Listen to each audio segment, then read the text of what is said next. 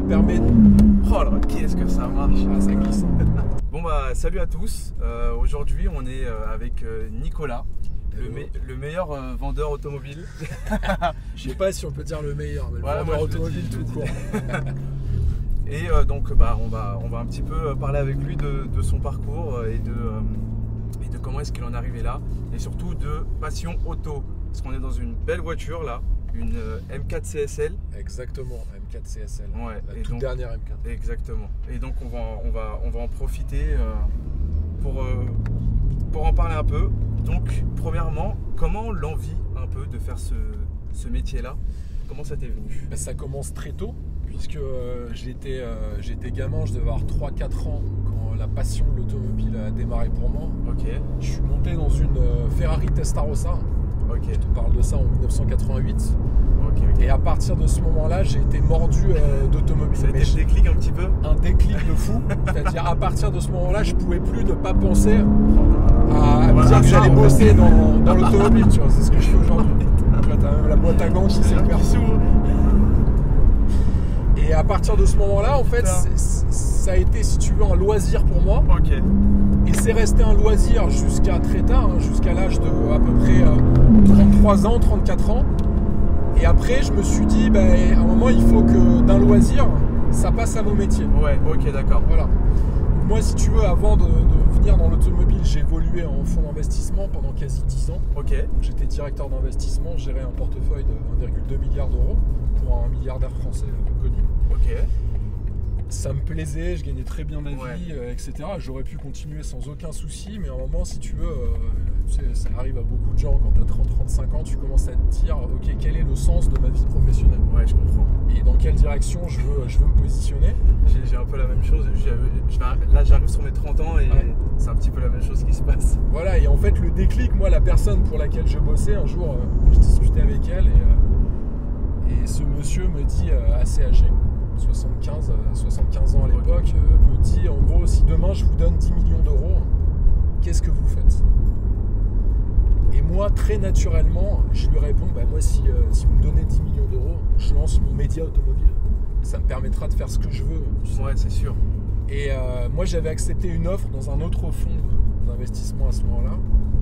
Et lui me regarde et il me dit, si vous voulez faire ça, vous allez appeler la personne qui vous a embauché dans cette nouvelle structure, vous allez lui dire que vous venez pas et que vous allez lancer votre propre média automobile. Sérieux, il t'a dit ça? Et c'est comme ça, en fait, et moi j'ai mis une semaine à prendre la décision parce que c'est une décision qui a de lourdes conséquences. Et je me suis dit, je vais faire ça. Donc non sans mal, hein, parce que tu t'imagines bien que moi j'ai quitté ça pendant quasi 1 an et demi, j'ai pas gagné 1 euro avec la chaîne YouTube. Oui, oui. Mais à un moment, je voulais faire ça absolument et il n'y avait pas de plan B pour moi. C'est-à-dire l'échec, le fait de renoncer à ce projet, c'était impossible dans ma tête, donc il fallait que je le fasse. Ok. Et donc j'ai réussi et maintenant je vis du vendeur automobile. Hein. Ouais. On est 8 aujourd'hui dans la société. Dans tous les aspects de ton métier un petit peu, je pense qu'il y a quand même une chose que tu préfères. Ouais. C'est quoi? Qu'est-ce que je préfère le plus? C'est bien sûr, si tu veux, vivre des expériences hors du commun. Quand par exemple, tu es invité, tu vois, là, il y a 10 jours, j'étais invité par Audi France à essayer la dernière Audi RS3 Performance sur piste, à faire du drift avec. Pareil pour la nouvelle Audi R8 GT. Tu vis des expériences Que tu vivrais pas normalement, entre guillemets, quoi. même des gens qui peuvent être multimillionnaires, ils peuvent pas vivre des expériences comme ça, tu vois. Exactement. Avoir des voitures que tu peux poncer jusqu'aux jantes sur circuit pendant toute une journée. Et puis surtout, tu as tout ce qu'il y a à côté, c'est-à-dire les endroits où tu es reçu, les restaurants. Moi, je suis très épicurien. Tu prends un réel plaisir à faire ça. Et puis, il y a le fait de découvrir de nouvelles autos. Parce que ça, que ce soit une petite voiture, une citadine ou une Ferrari, en fait, tu prends du plaisir à découvrir un nouvel objet et une nouvelle automobile. Ouais, je comprends. Et ça, que tu sois passionné de petites ou grosses voitures, c'est la même chose. Oh là là. Putain, qu'est-ce qu'elle marche. Puis ça s'arrête pas, regarde-moi ça. Putain. Ça marche très fort. Oh là là. Donc après, t'as ça, et puis t'as le fait, les expériences et le fait de pouvoir partager aussi. C'est ça le plus important, parce que moi je fais pas ça. Bien sûr, je fais ça pour en vivre, mais je fais aussi et surtout ça pour les gens qui me regardent. Puis pour partager ta passion, etc. Exactement. Justement, c'est un peu, tu vois, je reviens sur la vidéo que tu as fait chez Bugatti. Ouais. Je l'ai regardé, moi j'étais comme un fou. Ouais, J'étais là, wow, putain, le kiff et tout, enfin, c'est trop bien. Mais je te rassure, même pour moi, en fait, quand je l'ai fait la vidéo, c'est comme toi quand tu vas la regarder. En fait, moi, je suis émerveillé de ça. Bah oui, c'est sûr. C'est pas genre, je suis pas blasé d'aller chez Bugatti, tu vois, je trouve ça incroyable. Et j'étais hyper nerveux de tourner la vidéo la veille. C'est sûr. Parce que là, encore une fois, on parle d'expérience ultime. Non mais ouais, je comprends et je dirais même merci parce que tu nous fais découvrir plein de trucs, c'est trop bien. Ouais. Quels sont tes objectifs et tes rêves? Bah, en fait, pour répondre à ta question, mes rêves, c'est déjà, je le vis mon rêve aujourd'hui. Enfin, Ouais. c'est quand même, j'ai la chance, et c'est une chance, je me sens vraiment privilégié dans ce que je fais, c'est-à-dire que je gagne ma vie en vivant de mon rêve, passion, de ma passion, tu vois. Et donc, j'espère que ça va durer longtemps encore. Après, peut-être qu'au bout d'un moment, tu vois, j'en aurai peut-être un peu marre, mais en tout cas, aujourd'hui, j'en suis pas du tout là. Mais c'est de pouvoir continuer à partager justement tout ce que je vis avec les abonnés, parce que les abonnés de la chaîne, les gens qui regardent, c'est grâce à eux que tu existes. Ouais, bah oui. Il faut jamais l'oublier, tu vois. C'est tous les gens que je croise dans la rue, qui me reconnaissent, etc. C'est grâce à eux que je fais ce que je peux faire aujourd'hui. Mon rêve, c'est de continuer encore de nombreuses années, et puis peut-être aller chercher d'autres verticales, que ce soit le 2 roues que je fais aussi également. Ouais. Il y a aussi d'autres passions comme ça que je souhaite explorer dans les prochaines années, que ce soit l'enduro, pourquoi pas la moto de piste. Ok, ah ouais. Mais continuer à faire de l'automobile et peut-être avec un aspect voyage qui pourrait venir en plus. Ok, genre plus des road trips, etc. Ouais, pourquoi pas. Tu vois, des road trips, pareil. Des sortes de rallye, enfin. Ouais. Ça peut être des rallyes, ça peut être des découvertes de nouveaux pays avec la découverte d'une voiture. Tu vois, il y aurait des choses comme ça. Et ce serait donc des vidéos genre toujours un peu construites pareil, ou alors ça serait plus des styles de vlog ou sur plusieurs jours, etc. quoi. Plus des styles de vlog pour encore une fois faire découvrir, tu vois, de nouveaux horizons, de nouveaux paysages, de nouveaux pays, de nouvelles cultures aux gens. Ça pour moi ce serait vraiment top. Ok, moi j'avoue ça serait vraiment pas mal. Dans tout ce que tu as vécu entre guillemets grâce à ce métier depuis quelques années déjà, est-ce qu'il y a une petite anecdote qui te vient là à l'esprit et que tu te dis ça serait intéressant pour les gens de l'entendre? Les anecdotes, j'en ai en fait, si tu veux, on vit tellement de choses parce que forcément quand tu vas voyager avec des voitures, il t'arrive des choses complètement folles, tu vois. Les gens que tu rencontres, même les événements qui peuvent se passer, on en vit des dizaines. Après ça va dépendre si c'est des expériences humaines. T'as beaucoup de gens que tu rencontres. Moi, tu vois, quand j'ai rencontré Harry Vatanen, j'avais déjeuné avec lui, c'était quelqu'un qui a bercé mon enfance, qui est un pilote incroyable. Première fois que je l'ai rencontré, et je l'ai rencontré à plusieurs reprises, j'ai eu la chance. Je dois t'avouer, ça m'avait vraiment impressionné, tu vois, de rencontrer ce personnage qui est un grand champion du sport auto. Tu rencontres aussi, et ça c'est une chose incroyable, moi aujourd'hui je sais pas, il y en a certains qui sont des copains, d'autres plus des connaissances, mais j'ai eu la chance de rencontrer des collectionneurs privés avec des collections hallucinantes, de fou, bah oui. des collections de malades, et des mecs bien sûr qui veulent pas nécessairement montrer ce qu'ils ont, tu vois. Mais ça aussi c'est impressionnant, et j'aurais jamais eu accès à ça sans avoir ce média, si tu veux. Mais voilà, et l'expérience humaine pour moi, c'est dans tout métier, que tu fasses de l'automobile, que tu bosses dans le bâtiment, que tu sois serveur, n'importe quoi. C'est la chose la plus forte pour moi que tu puisses avoir, parce qu'il n'y a rien de plus riche. Ouais, non mais moi je te rejoins complètement sur ce côté-là. Moi aussi, c'est l'une des causes aussi pourquoi j'ai fait ça, c'est de rencontrer plein de nouvelles personnes et de découvrir plein d'autres choses, parce que tout le monde a quelque chose à raconter. Bien sûr. Et donc c'est ça que j'aime bien. Et puis l'automobile, ça reste une passion assez diffusée. Oui. Il y a quand même plus de mecs que de femmes, malheureusement, ça c'est bien dommage, qui sont passionnés par l'automobile. Et je pense que ça aussi, ça joue pour beaucoup autour de la fascination de l'objet. Parce que l'auto, c'est quand même un objet qui fascine encore en 2022, on peut dire ce qu'on veut, mais même avec l'électrification, tu vas continuer à avoir beaucoup de passionnés d'automobile. Et cet aspect fascinant de l'automobile crée des liens très forts entre les gens. Ouais. Tu vois, moi, je me suis fait copain avec des personnes, j'aurais jamais pu les rencontrer autrement. Et on vient de... Tu vois, je pense, j'ai des connaissances qui sont des grands entrepreneurs, etc. J'aurais jamais pu les rencontrer autrement que grâce à mon média, le vendeur auto. Et aujourd'hui, en fait, on partage...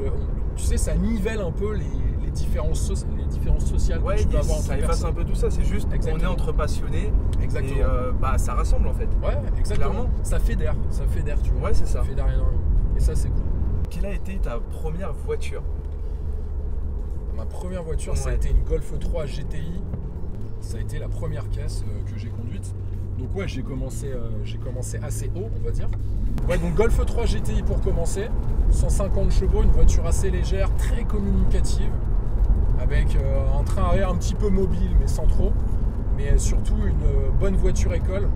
Ça t'apprend à faire tes premières conneries sans nécessairement prendre des vitesses inconsidérées, comme on peut le voir sur des voitures sportives en 2022. Tu vois. Ouais, qui sont en fait, elles sont tellement aseptisées qu'il faut que tu ailles vite pour avoir des sensations, etc. Ouais. Tu te retrouves à 200 km/h et tu t'en rends même pas compte en plus de la vitesse. Compte, ouais. Ça, c'est terrible.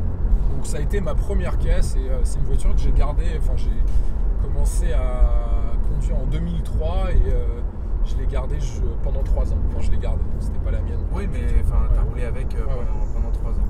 Voiture très fun. Très, très, très sympa. Ouais. Moi, j'ai commencé, si tu veux savoir, en Clio 2 commercial, 330 000 km. Avec une grande banquette à l'arrière. Ah ouais, j'étais le plus heureux du monde, j'étais trop bien. Il n'y avait pas de poste, rien. En fait, ce qui est fou, c'est quand tu commences à conduire, on peut te donner une Peugeot 106 peu importe. Ou une Porsche, en fait, t'es très content de l'avoir en fait. Clairement, j'étais le plus heureux du monde, je pouvais me déplacer en fait. Ouais, c'était trop bien. C'est ça qui est ouf.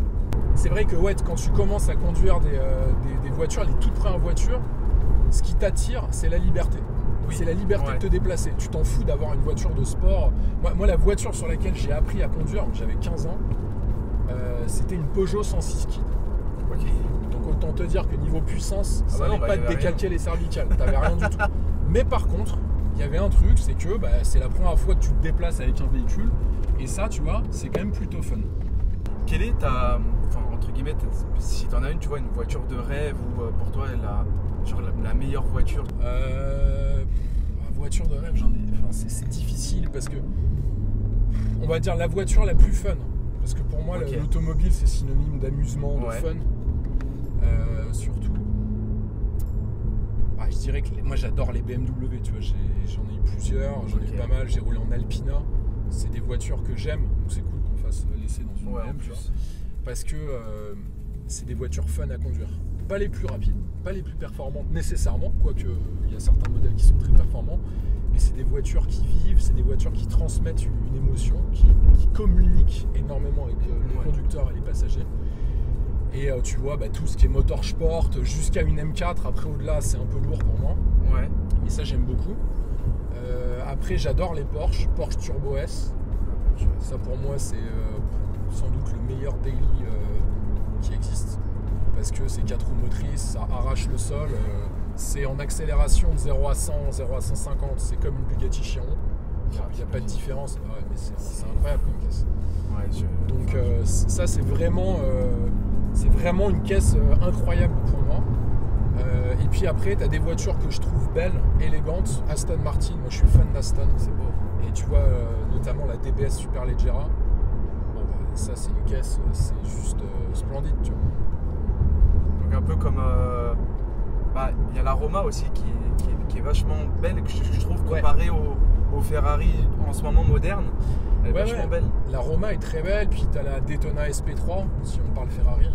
Daytona SP3 qui est une caisse incroyable. La 812 Superfast.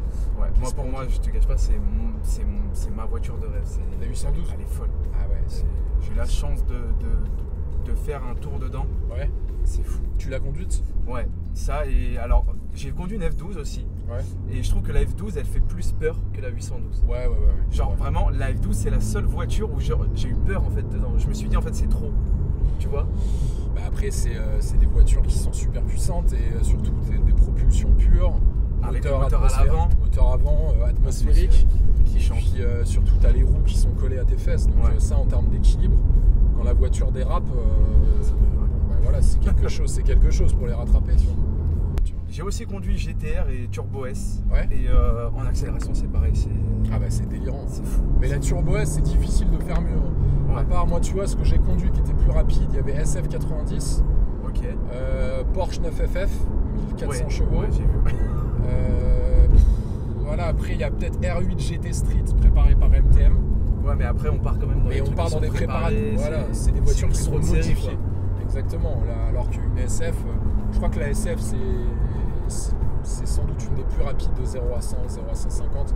Après, je mets de côté, bien sûr, Bugatti Chiron, parce que la Chiron, elle lui met une pile. Mais bon, t'as 1600 chevaux, donc à un moment. Ouais, puis après, c'est pas le même prix. Puis je trouve on est dans une autre classe encore. Bien sûr. C'est vraiment la catégorie au-dessus. Ah ouais, c'est clair, je suis d'accord. Mais la Bugatti, t'as dû être comme un ouf. Ouais, Bugatti, vraiment, c'est flippant. Je Genre, t'assure. c'est un accomplissement. En fait, 0 à 100, 0 à 150, je l'ai vu dans plein de voitures. C'est pas ça qui m'a impressionné, tu vois. Je peux pas dire le contraire. Je vais pas faire le mec, waouh, alors que c'est pas vrai. C'est incroyable, c'est sûr. Mais vraiment, le truc qui te fait flipper quand tu conduis cette voiture et t'es habitué à conduire ou t'as déjà conduit. Je peux pas dire que je suis habitué, mais j'ai déjà conduit plein de voitures qui faisaient plus de 800 chevaux, 900, 1000 chevaux. C'est vraiment quand tu es au-delà de 150, 200 km/h, la Chiron, ça ne s'arrête pas d'accélérer. Et ça, je te jure, au début, ça te fait vraiment peur. Parce que tu te dis. Le cerveau, il n'est pas habitué, je pense, c'est ça. En fait, ton cerveau à 200, la voiture, tu vois ton compteur de vitesse, il augmente tranquille. Tu vois. Bah oui. Et là, la caisse, tu as le compteur de vitesse, tu sais, ça fait comme si tu te mets à l'arrêt. Et tu fais des rêves, tu sais, tu veux monter à 6-7 000 tours minute et tu regardes ton compte tour. L'aiguille du compte tour, mais là, sauf que c'est les kilomètres heure. C'est les kilomètres heure, tu vois. C'est un peu le délire. C'est fou. Ouais, c'est vraiment une expérience incroyable. Et je voulais un peu finir pour parler des voitures électriques, parce que mine de rien, on y arrive. Même si ça transpire un peu moins la passion, je trouve que quand même, en ayant conduit quelques-unes, tu vois, les voitures électriques quand même, c'est assez plaisant, je trouve, à conduire. C'est d'autres sensations, mais en fait, tu sais, c'est comme quand on te change tes habitudes. Oui. On n'est jamais content. Les gens, ils aiment pas le changement. Ouais. Mais oui, mais après, à tort ou à raison, mais c'est vrai que dans l'automobile, une des choses, dis-moi si je me trompe, mais je pense que tu penses comme moi, une des choses qui te communique le plus d'émotions et de sensations, c'est le bruit du moteur. Bah, clairement. Voilà. Et ça, c'est sûr que dans l'électrique, bon, t'as un bruit, mais on dirait plutôt un sèche-cheveux qu'autre chose. Et retirer un des points qui crée le plus, si tu veux, l'attrait pour la passion auto, c'est-à-dire la sonorité du moteur et de l'échappement, c'est vrai que pour beaucoup de puristes, c'est un crime de lèse-majesté, tu vois. Ouais. Je dois reconnaître que tu as des voitures électriques, tu prends une Tesla Model 3 Perf, une Tesla Model 3 Perf, c'est génial à conduire. Ouais. Ça drift, tu peux faire des travers, c'est hyper efficace en grip si tu veux faire des chronos, tu vois, donc c'est une caisse marrante à conduire, quoi. Ouais. Et c'est juste qu'il faut qu'on ait, si tu veux, un peu de temps pour... ça fait que de glisser la caisse. Il faut qu'on ait ce temps d'adaptation pour l'électrique qui va venir petit à petit. Je pense pas, contrairement à ce que disent beaucoup, qu'en 2035, il n'y ait plus du tout de voitures thermiques vendues, parce que même s'il y a l'Union Européenne qui a dit oui, il n'y a plus de fabrication de caisses thermiques. Mais je crois qu'ils commencent déjà à reculer un peu le truc. On verra, mais à mon avis, tu verras ce que je te dis, mais j'en suis quasi sûr, en 2025-2026, ils vont commencer à se dire, aïe, c'est peut-être un peu compliqué de faire un changement du mix énergétique complet et total. Ouais. Donc ils vont se dire, ok, ben, on va continuer à les autoriser à en vendre pour certaines voitures, hein, comme c'est le cas sur les voitures exclusives, qui ont que quelques milliers d'exemplaires produits par an. Et ça, ben, ça permettra de faire vivre, de continuer à faire vivre le moteur à combustion, le moteur thermique pour les grands passionnés. Mais il ne faut pas non plus dire qu'on ne prend pas de plaisir à conduire une voiture électrique, parce qu'il y a des voitures électriques qui sont, on peut dire ce qu'on veut, super fun à conduire. Et ce qui est drôle, c'est que tous les gens qui te disent ça, tu leur dis, bah, t'as essayé une voiture électrique sur circuit? Ils te disent, bah non, ils n'ont pas essayé. J'ai essayé des caisses électriques sur circuit, je t'assure, il y a des caisses, c'est aussi marrant quasi que conduire ça. Effectivement, t'as pas le bruit, mais la caisse, elle est trop fun à conduire. Ouais, non, mais en vrai, oui. Ouais. Et même sans, tu sais, sans vouloir s'amuser, etc.